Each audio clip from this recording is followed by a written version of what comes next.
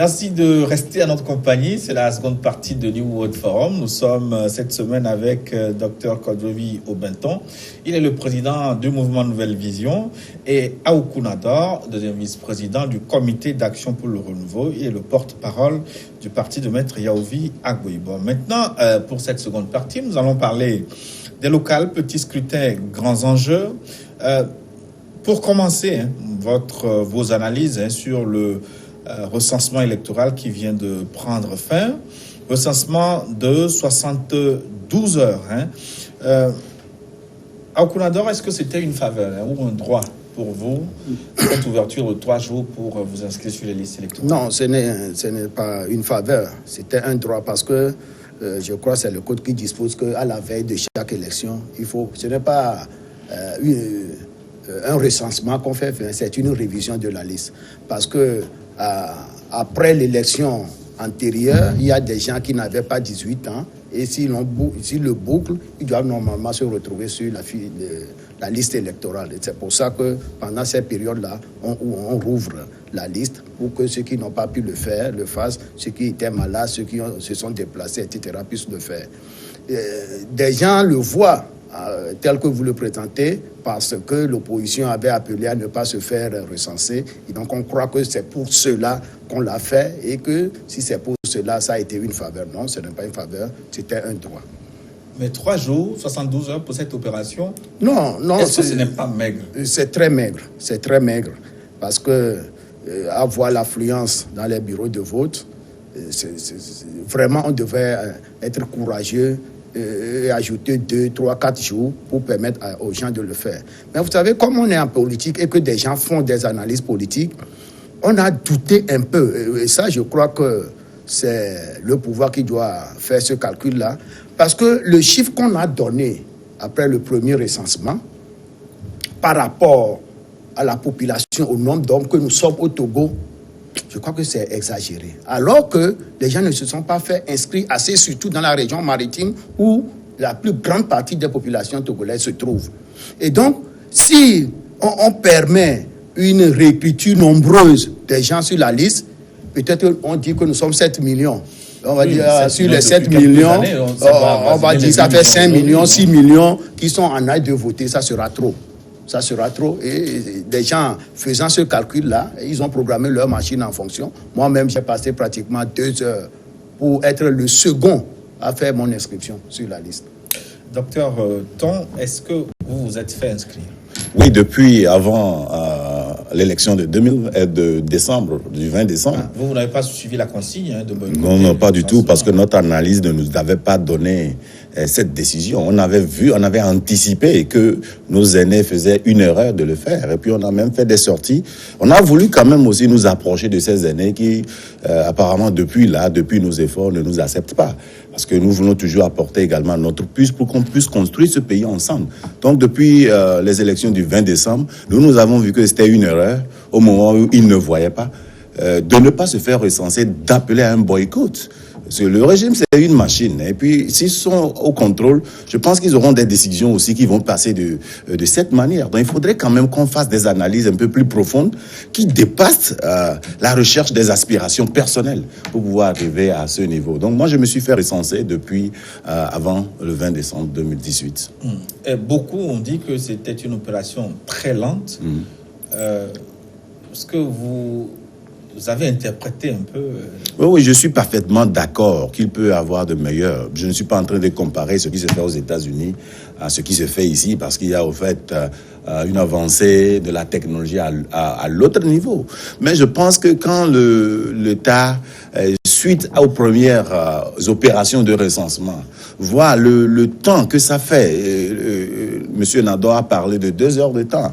Il n'a pas menti, parce que moi-même, quand j'étais parti le 20 décembre, au moment où il n'y avait pas assez d'affluence, si je me souviens bien, plus de 30 minutes. Du moment où on m'a appris jusqu'à ce que je ne finisse le processus, ça fait plus de 30 minutes au moment où il n'y avait pas du monde. Mais si aujourd'hui la situation est un peu décrispée et décantée et que beaucoup de personnes auraient le désir d'aller se faire recenser et que la machine à recenser a surtout surtout ce temps de latence entre les candidats, je pense qu'il faudrait revoir. Et puis on a une grande échéance qui vient bientôt, et donc c'est l'opportunité pour les acteurs politiques, les acteurs techniques de ce domaine de voir ce que nous pourrons faire quand même pour donner la chance à chaque Togolais de décider de leur leader de demain. Monsieur Nador, votre parti est représenté au sein de la Commission électorale nationale indépendante. C'est la CENI qui organise ce processus. Ça veut dire que vous n'avez pas eu votre mot à dire au sein de la CENI? Non, mais pourquoi? On l'a relevé parce que ce que nous constatons sur le terrain, nous le remontons au niveau de nos représentants pour qu'ils le fassent savoir au sein de l'institution. Mais mieux que ça, ceux qu'ils ont formés eux-mêmes pour aller manipuler la machine nous disent sur le terrain qu'eux, ils leur ont posé la question. Parce que quand vous établissez la carte, pour l'imprimer, la manière dont ça sort là, les gens, ceux qui connaissent un peu, disent, mais comment c'est comme ça? La réponse qu'on a donnée, c'est comme ça que la machine est conçue. Et d'autres qui avaient déjà fait l'expérience de 2018, ont dit, mais oui, c'était comme ça, mais à un moment donné, ça allait plus rapidement que ça.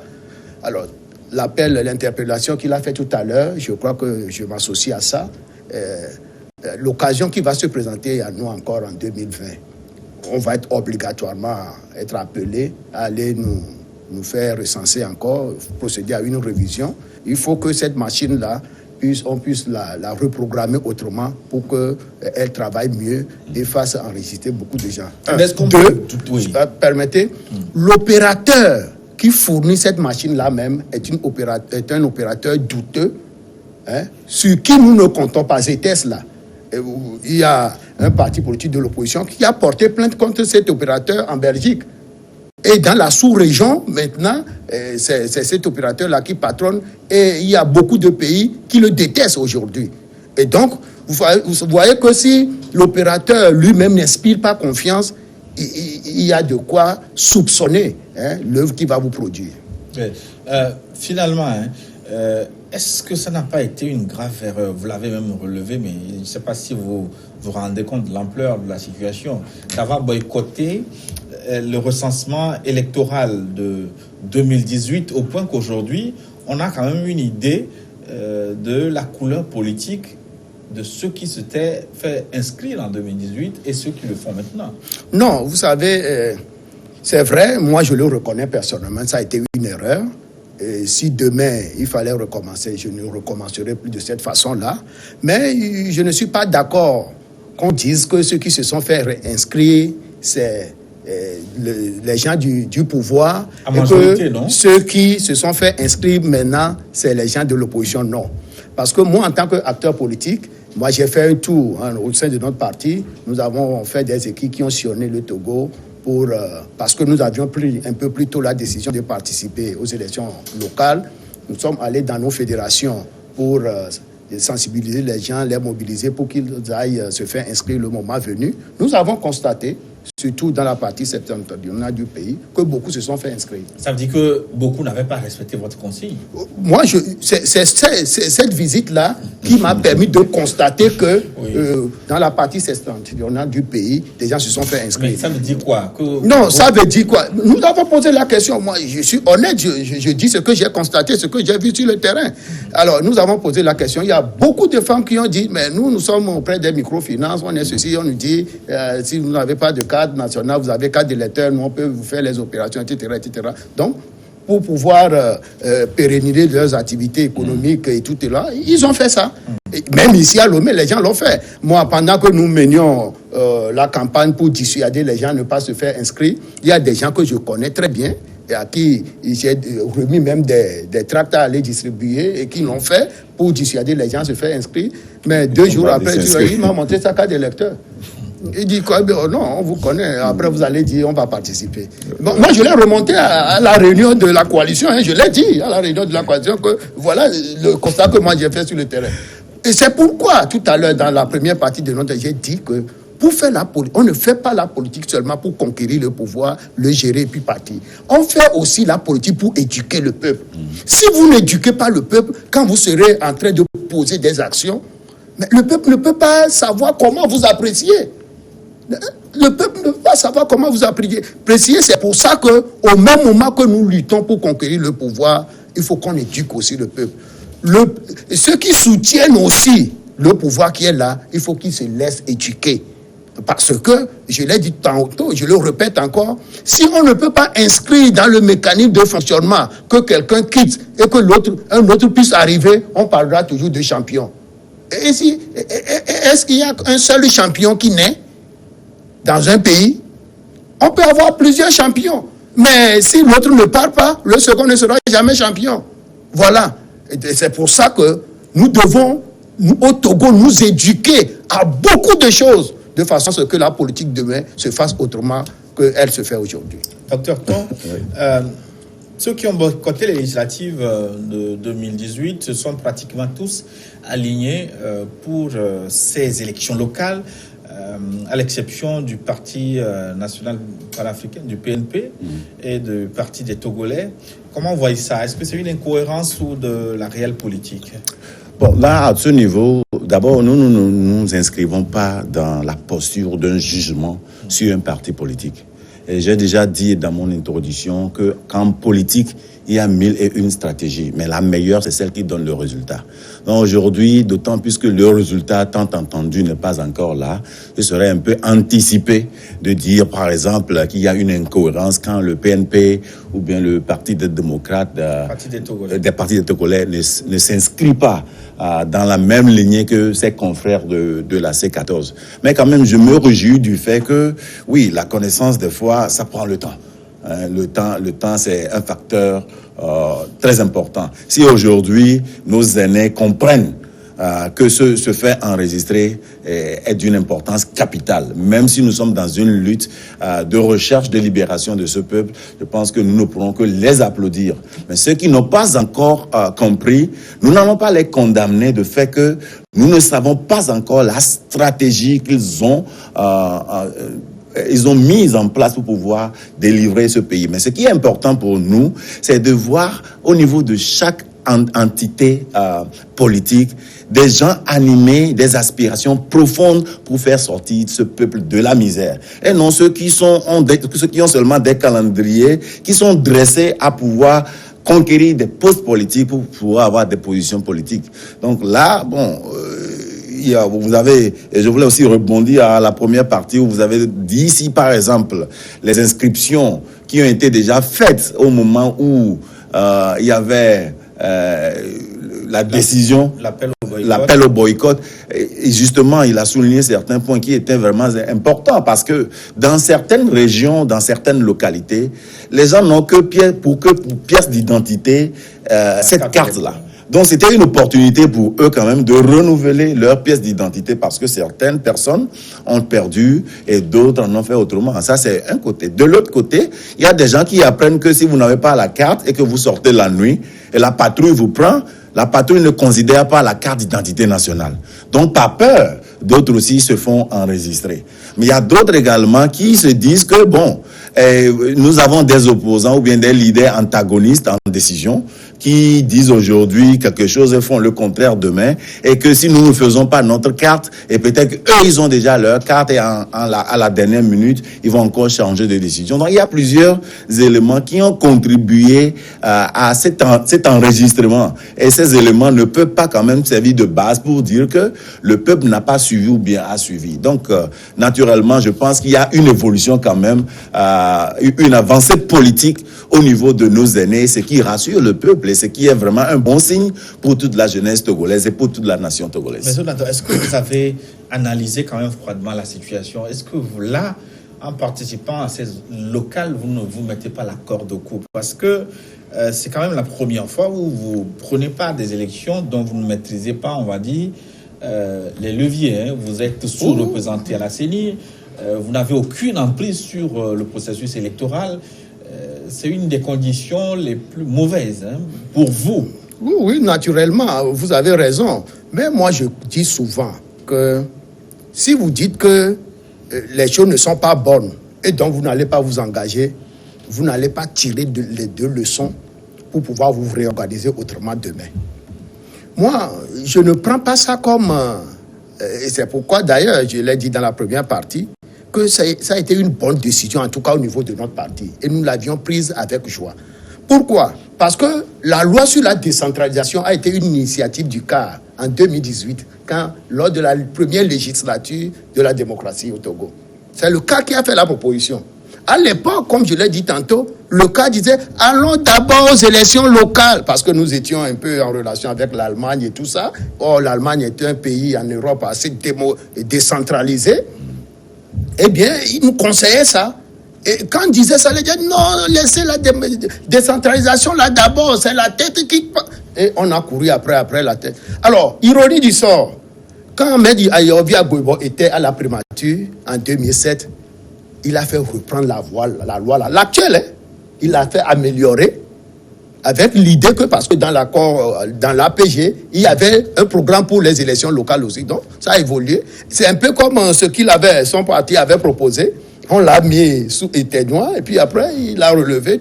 Bon, maintenant, il y a encore d'autres contributions, d'autres considérations extérieures, autres qui ont mis la pression et puis maintenant on le fait. Ça veut dire que nous ne pouvons pas, au niveau du CAR, être les initiateurs de ce processus-là et que le moment venu, on ne s'y engage pas. Non. Maintenant, c'est vrai qu'on aurait souhaité être assez représenté au niveau des structures décentralisées de l'organisation de ces élections, mais on va y aller. Et ça fait 32 ans après, hein, moi je me rappelle, c'est en 2007, hein, en 87 qu'on a fait. Moi je me rappelle, j'étais à Paris, mais j'ai voté moi seul 20 fois. J'ai encore les cartes. Aujourd'hui, parce que, oui, je le dis, mes parents disent, bon, moi je suis en train de faire ceci, ils sont dit, et puis on met à voter, tu retournes à la cour, j'ai l'accord, on dit, gardez-nous ça. Moi j'ai gardé. Mais on peut vous poursuivre. Non, à l'époque c'est comme ça se fait, non? C'est comme ça se fait. Mais maintenant, ça ne se fera plus comme ça. 32 ans après, ça ne se fera plus comme ça. Ça veut dire qu'il faut aller à cette école-là, il faut aller à cette école, apprendre des choses de façon à ce que demain, les 5 ans après, là, on va voir qu'est-ce qu'il faut améliorer, qu'est-ce qu'il faut maintenir. Parce que nous avons vu les limites des délégués spéciaux. Hein? Il y en a qui sont morts et il n'y a qu'un seul individu qui fait tout, mais fatigué. Elle n'est pas, cette personne n'est plus capable de signer même. Bon, comment c'est nommé? On ne veut plus nommer. Alors, les structures même, au niveau de la base, souffrent de ressources humaines. Au nom de ça seulement, il faut qu'on y aille.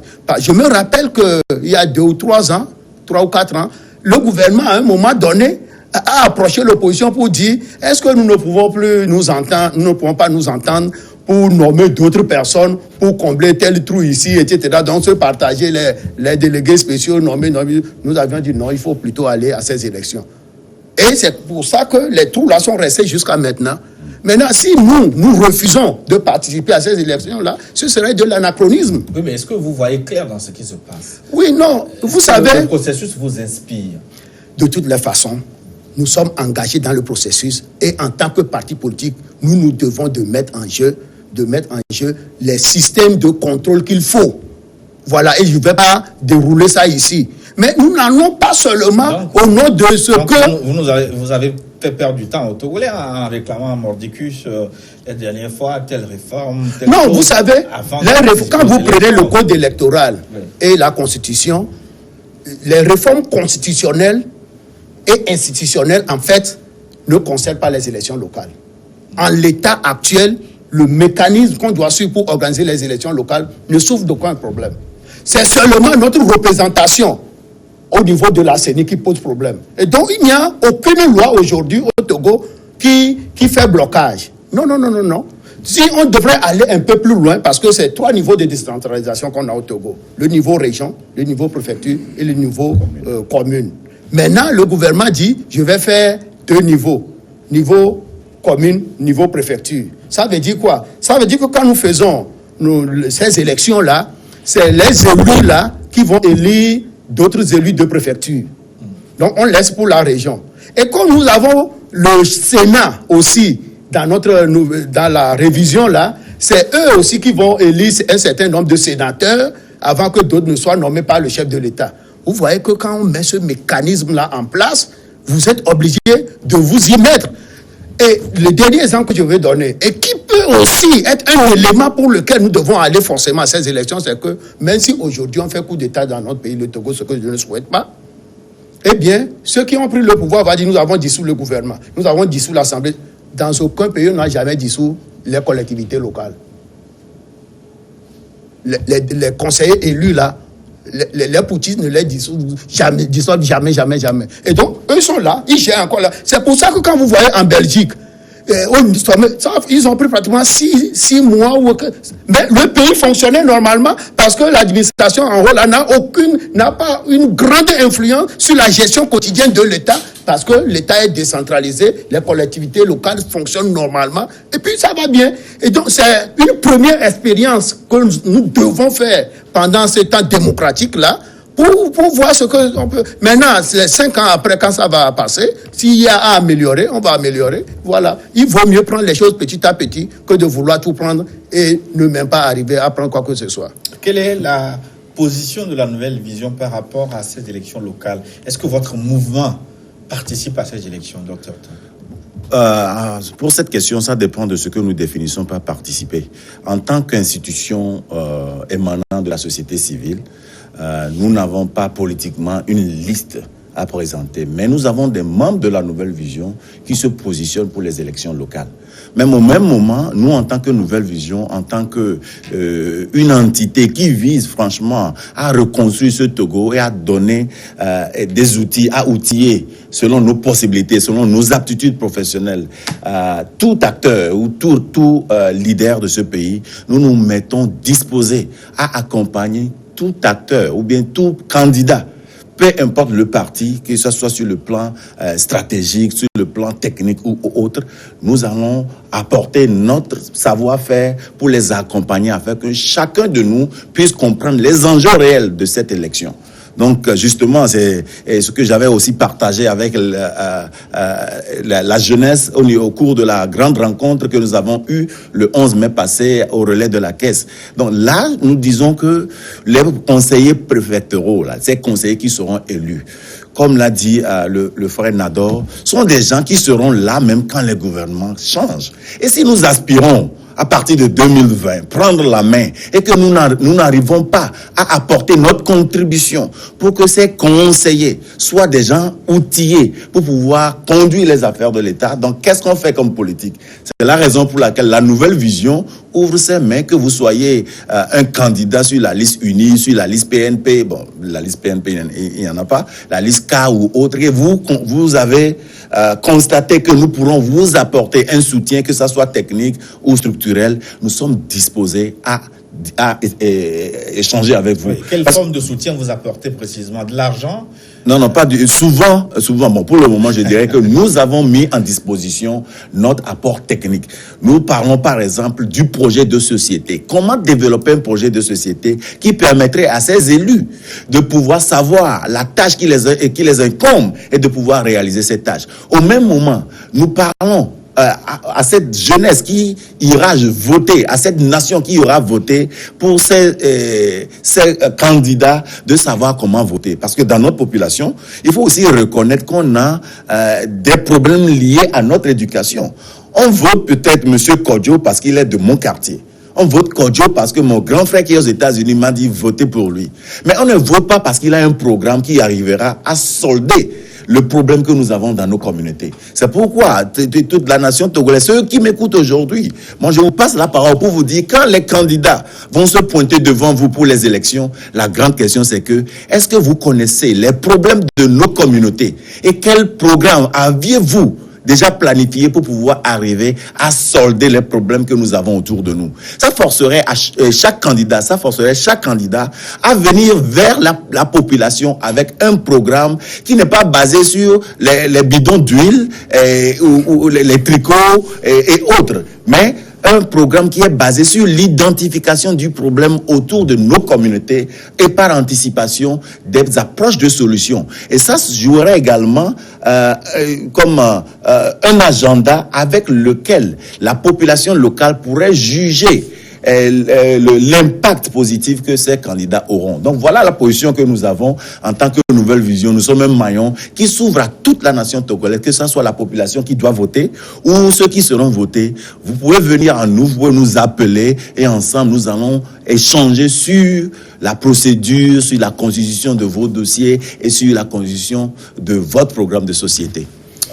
Est-ce que vous êtes intéressé? Oui, non, vous savez, ce qu'il vient de dire, tel que l'élection elle-même est nommée, on dit élection locale, c'est vraiment à la base. Hein.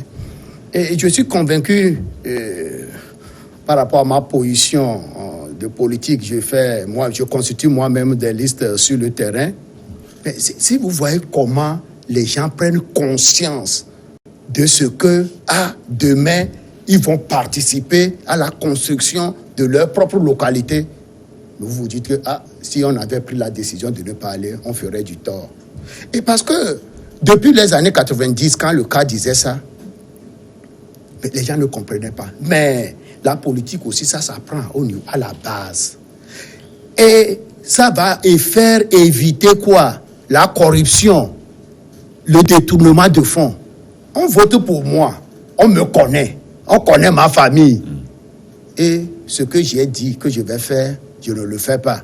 Ou bien les femmes payent ticket sur les marchés. On fait ceci. On sait que l'argent rentre. Et moi, je le fais. Je crois que les populations ne seront même pas loin de venir dans ma propre maison pour m'interpeller. Ou bien si elles se taisent, bien la prochaine fois, ils ne vont plus voter pour moi. Et quand vous partez de là et vous vous éloignez de vous, toutes ces habitudes-là, quand vous allez arriver au niveau de député, ministre, premier ministre, etc., président, au sommet là, vous allez vous comporter correctement. Et c'est pour ça que les locales doivent vous former. Et parce que je l'ai dit plus haut, si nous n'avons pas pu recevoir de formation avant de nous lancer en politique, la politique serait pour nous seulement comment faire pour qu'on vote beaucoup pour nous. Ou bien c'est pour nous qu'on a voté assez. Nous sommes majoritaires. Un point, un trait. Mais quand on a voté pour vous, vous êtes majoritaire. Qu'est-ce que vous faites de votre majorité? Qu'est-ce que les populations tirent comme profit de la majorité qu'elles vous ont donnée? C'est à ce niveau-là qu'on va l'apprendre. Et tous ceux qui veulent s'engager, moi c'est une exhortation que je fais, un appel que je lance. Tous ceux qui demain veulent se lancer dans la chose politique, je les appelle à faire cet exercice-là. Malheureusement, c'est demain lundi à minuit que les dépôts de candidature vont être clôturés. Et du haut de votre tribune ici, je fais une interpellation à l'institution judiciaire qui est appelée à signer les casiers judiciaires là, que ça traîne trop. Hein? Et il faut qu'il fasse par permanence, il faut qu'il signe rapidement parce que si ce papier-là n'est pas dedans, il y a aujourd'hui des dossiers qui traînent parce que ce papier-là a manqué. Je sais qu'ils font beaucoup d'efforts parce que quand ils vont là-bas, là, c'est des milliers de dossiers qu'ils traitent par jour pour ces candidatures-là. Mais ça ne suffit jamais. Je ne sais pas si les autorités, l'institution qui est chargée de superviser, d'organiser, de superviser cette élection-là, fera un effort pour décaler un peu, ne serait-ce que d'un jour, la clôture des dépôts de dossiers. Sinon, des gens aimeraient bien. Oui, une parenthèse. Oui? Pourquoi vous prenez souvent la dernière minute? Parce que pour faire quoi? La date des élections... Non, le casier judiciaire, ça date seulement 3 mois. Ça dure seulement 3 mois. Et donc, si vous n'avez pas l'idée de faire un truc pour casier judiciaire, souvent, les gens ne le demandent pas pour garder dans les pour être candidat au local, on le sait...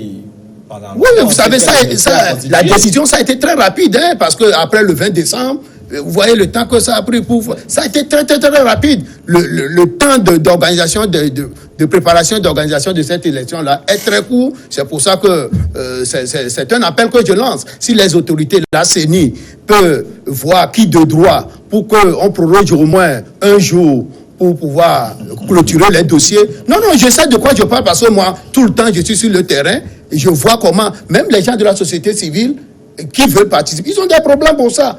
Tous les dossiers sont prêts, sauf le casier judiciaire, parce que le casier judiciaire, ça ne se délivre pas par n'importe qui.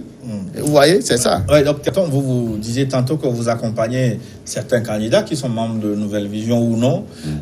Quelle appréciation globale avez-vous du niveau de connaissance des réalités locales de ceux que vous rencontrez? administrés? Est-ce qu'ils savent dans quoi ils sont en train de mettre pied, ou on considère globalement que ça peut constituer une opportunité pour engranger des revenus comme du boulot contre Oui, de nos analyses, je pense que la plupart de certains candidats que nous rencontrions, ou ceux qui expriment quand même le désir, le font parce qu'ils n'ont pas d'emploi et ils veulent quand même saisir l'opportunité et pour pouvoir se tailler un poste. Il y en a. Il y a d'autres quand même qui, depuis même sans ces élections locales, étaient des citoyens qui influençaient depuis leur communauté les leaders d'opinion. Il y a certains qui ne vivent pas dans leur communauté, mais sont dans la capitale, mais qui influencent positivement beaucoup de choses dans leur communauté et veulent aussi saisir cette opportunité pour l'officialiser. Il y a de ces gens également. Il y a certains quand même qui aussi se demandent là où ils peuvent maximiser leurs chances pour pouvoir devenir candidats sans pour autant savoir qu'est-ce qu'ils auront à faire. J'avais eu même un retour après la grande rencontre de la jeunesse où un candidat disait que après avoir suivi nos exposés, il a maintenant compris qu'il doit avoir un programme de société fiable avec lequel il doit faire sa campagne et non seulement essayer de former son dossier pour déposer une candidature et se faire élire. Donc je pense que ce que nous offrons à la population togolaise porte ses fruits, parce qu'il y a plusieurs d'entre eux maintenant qui se disent, voilà, comment est-ce que nous allons constituer par exemple ce dossier, ce programme de société? Parce que ça doit se baser d'abord sur l'identification des problèmes de la communauté où vous voulez être ses conseillers ou bien le maire.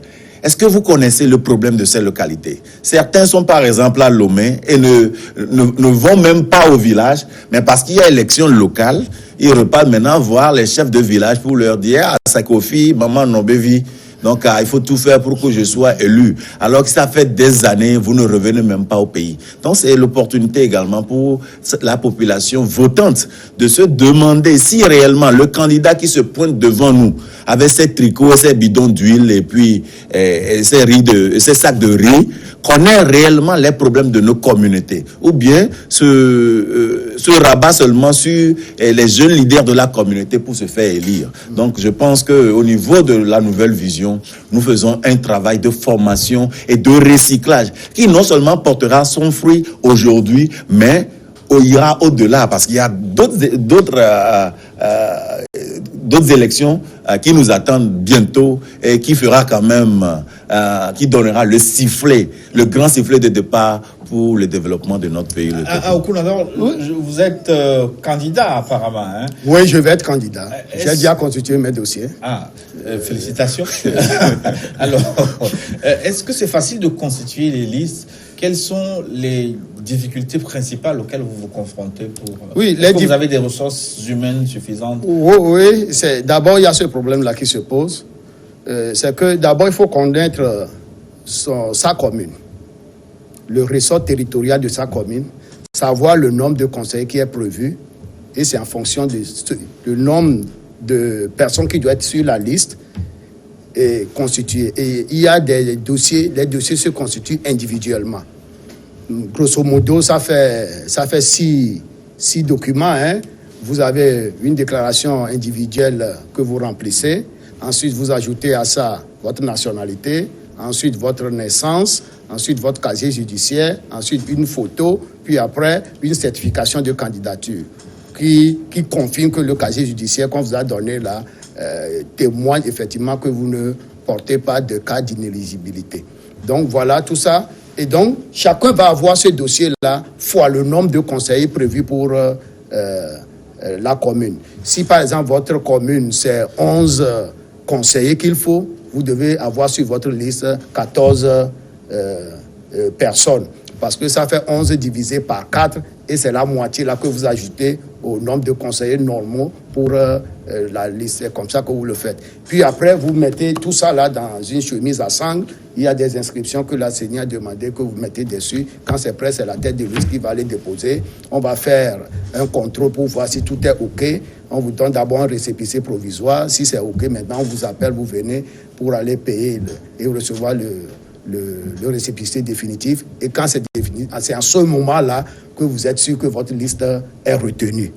Mais si au lieu de présenter 14, vous n'avez pu trouver que 13, votre liste ne pourra pas passer. Est-ce que vous avez cette difficulté? Oui, il y a des communes où des gens ont ces difficultés-là.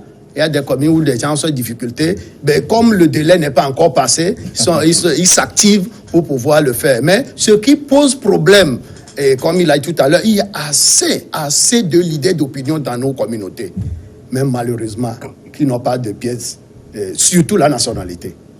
Ça fait qu'il y a des gens qui peuvent normalement faire gagner des listes, mais qu'on ne peut pas mettre sur les listes à cause de ce papier-là. C'est pour ça qu'à chaque fois que l'opposition évoque la confection par une audience foraine de nationalité pour les Togolais, ce n'est pas fortuit. Ce n'est pas fortuit. Il faut qu'il le fasse parce qu'il faut reconnaître également que faire ce papier-là, ça pose problème dans notre pays. Quelqu'un qui veut diriger une commune n'a pas sa nationalité, quelles que soient les raisons, est-ce que celui-là mérite... Voilà, je ne dis pas que demander que la CENI demande ce papier-là, c'est mauvais, non, c'est bon. Mais maintenant, il faut quand même que les dirigeants aident les populations, facilitent la confection de ce papier-là aux populations. Voilà. Mais ce qui est aussi bon, c'est que pour avoir raté cette opportunité, les gens vont prendre les dispositions pour que demain, eh bien, ils puissent bénéficier. Parce qu'après, il va regretter pour dire, si c'est moi qui étais candidat, je serais moi aussi conseiller, etc. Mais c'est à cause de ce papier-là. Bon, en attendant que la prochaine élection arrive, il fera peut-être son papier pour être à jour et être candidat. Mais dans le dernier virage de cette émission, je voudrais vous prendre sur une coalition, une nouvelle, on va le dire, je ne sais pas s'il s'agit d'une coalition ou simplement d'une alliance électorale. Ça concerne votre parti. Oui. Le cas avec le MCD de Maître Mohamed Tchassouna Traoré et du NI de Sassoui Gabriel Dossé à Nyon. À 3, vous vous unissez dans une coalition ou une alliance électorale? C'est une alliance électorale que nous faisons. Vous savez, lors de notre l'avant-dernière conférence de presse que nous avions faite, quand nous avions suspendu notre participation aux activités de la coalition, nous avions dit que la manière dont la coalition fonctionnait n'était pas correcte. Et donc, il faut revoir le mécanisme de fonctionnement et la structuration et tout. Et c'est pour ça que nous avons fait des propositions. Nous avions dit aussi qu'on va prendre contact avec les partis politiques qui partagent notre offre et pour qu'on se mette ensemble. Bien, d'autres aussi avaient le même souci. Et donc, ils ont réussi le reliquat de la C14. Ils sont restés 6 ou 4. Ils ont fait le truc. Donc, ceux qui ont trouvé que notre offre était bonne, ils nous ont approchés. Nous avions dit, bon, voilà, il faut que... Parce que la dynamique d'être ensemble a été quand même, malgré tout, un acquis sur les 18 mois de manifestation là. Et il faut la préserver. La préserver, mais on peut la préserver aussi dans la diversité. Ça veut dire quoi? Et c'est ce que nous disons. Pour les locales, là, si par exemple, chez moi, à Guanivé, le NI trouve qu'il n'est pas représenté, mais il a quelques représentants là-bas, il s'associe à moi et on bat campagne. Le MCD aussi. Si je trouve le cas, par exemple, que le NI, c'est dans Vaughan, par exemple, qu'il est bien représenté, le cas soutient le NI. Ou bien, ça veut dire en ce moment-là que le cas peut ne pas présenter de candidat. Ou alors, le cas et le NI présentent des candidats. Bon, donc, de façon à ce que dans certaines communes, le cas seul peut être candidat. Dans d'autres communes, le cas peut être candidat seulement, faire lui seulement avec le MCD, ailleurs avec le NI, ou ailleurs à 3, etc. De façon à ce que on puisse couvrir l'ensemble du territoire national. Mais une alliance à 3, est-ce que ce n'est pas plutôt maigre pour... Non, l'alliance, ce n'est pas... C'est PCM, mais plus petit comme un multiple. Non, une alliance, ce n'est pas forcément le nombre. C'est l'esprit. C'est l'esprit que nous voulons conserver. C'est-à-dire que nous devons, et nous devons le cultiver. Mais si c'est l'esprit existe ailleurs aussi, parce que vous avez pas de coalition. Oui. Et c'est pourquoi j'ai dit que cet esprit-là, nous devons le conserver. Oui. Maintenant, le construire. Hein, vous savez, peut-être qu'après cette élection-là, les élections locales, chacun fera des expériences. Vous savez, nous, on va aller ensemble. Il y a le reste le reliquat de la C14 aussi qui va aller. Il y a des partis qui vont aller seuls, etc. Nous tous, nous allons faire cette expérience-là. On va voir ce que ça va donner. Et dans la perspective de 2020, eh bien, on verra. Mais pour nous, au cas, parler de candidature unique, par exemple, pour 2020, ça doit être une illusion. Parce que nous avons lutté pour qu'on ait les deux tours. Il faut que chacun se mesure. Et on doit enlever de notre tête l'idée que quand on va aux élections au Togo, là, il y a un parti qui peut gagner en même temps au premier tour. Ça, c'est faux.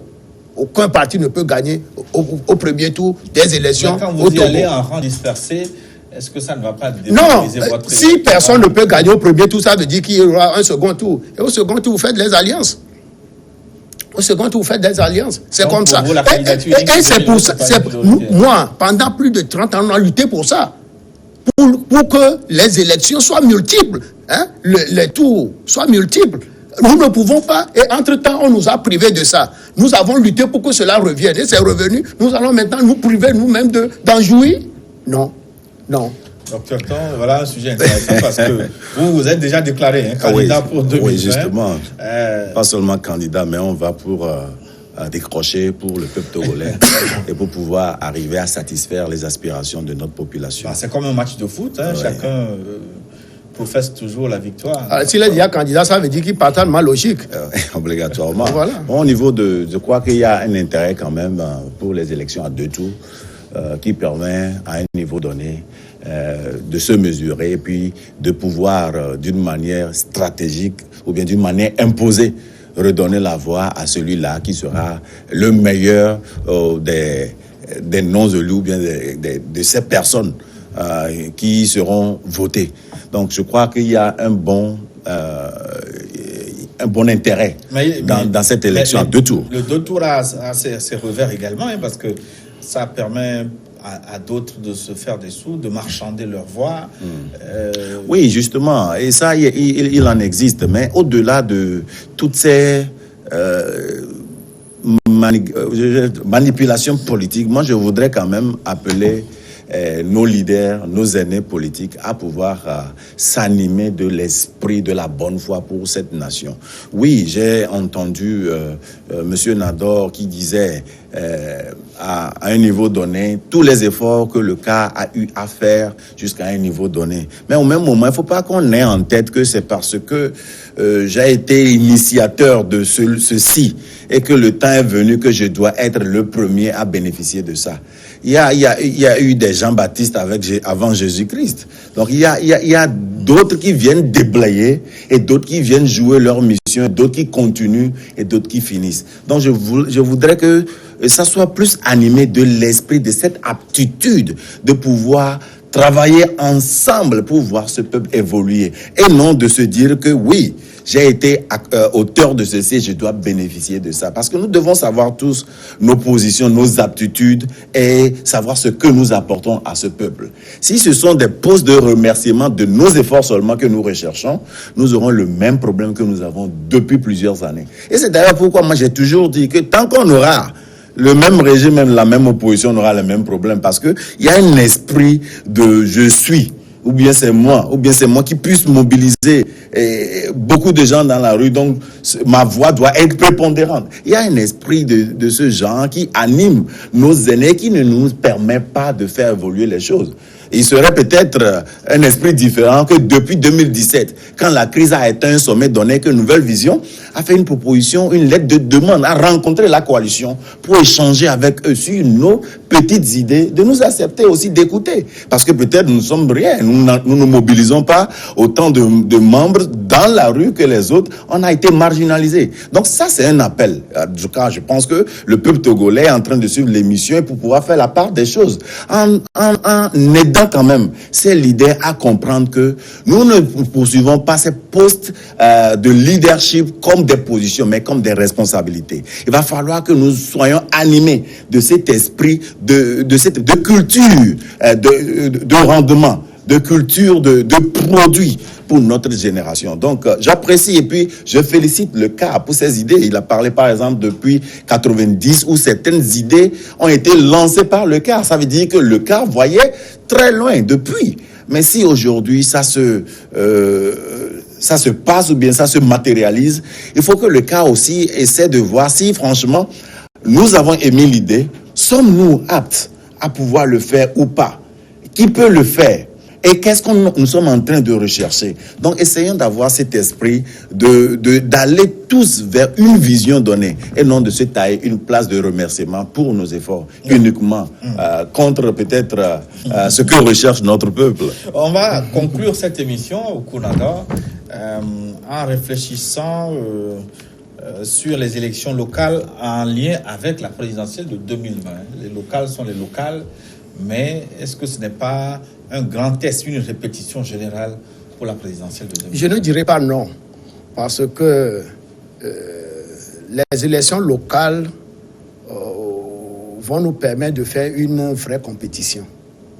Parce que lors des législatives dernières, il n'y a pas eu de compétition. Moi, j'ai des frères, des amis qui sont à l'Uni. Quand vous les voyez le soir, là, ils poussent des jurons. Pourquoi on dit cette campagne-là? Voilà, c'est comme il n'y a pas d'adversaire sur le terrain, quoi. Et donc, il n'y a pas match. Mais la manière dont nous allons organiser, animer et tenir ces élections-là va présager de ce que la présidentielle de 2020 va être. Et cela permettra aussi aux futurs candidats de savoir si oui, nous pouvons l'être ou si nous devons abandonner. Et c'est pour ça que, parlant de répétition générale, oui, je l'accepte. Et nous vous souhaitons bonne chance. Merci bien. Docteur Tan? Oui, bon, tout ce que j'aurais à dire, c'est que, en premier lieu, ce que je crains des élections locales, c'est que ça ne soit pas des élections trop politisées. Ce sont des conseillers de nos communautés qui ont pour mission d'aider les communautés à se développer. Et non ceux qui sont là seulement pour pouvoir assurer les agendas politiques de nos multiples centaines de partis politiques. Pour conclusion, moi quand même, je dis à toute la nation togolaise que je vois cette lumière jaillir. Je vois ce lendemain ce jour qui s'ouvre déjà à toute la nation togolaise et qu'il y a un nouveau leadership qui se dessine à l'horizon et qui portera vraiment les aspirations de ce peuple. Ce nouveau leadership qui permettra à ces jeunes qui ont fini leurs éducations de pouvoir avoir d'opportunités et tous ces mamans-là pour pouvoir avoir de quoi nourrir leurs enfants. Il y a de l'espoir pour le Togo et allons tous avec ce sens positif et rendons grâce à l'Éternel pour la grâce qu'il nous a accordée. Merci. Merci, chers invités, pour vos éclairages. Nous arrivons à la fin de cette émission. Merci à nos fidèles téléspectateurs aussi pour la fidélité. Dans un instant, une nouvelle édition du journal sur votre chaîne New World Info.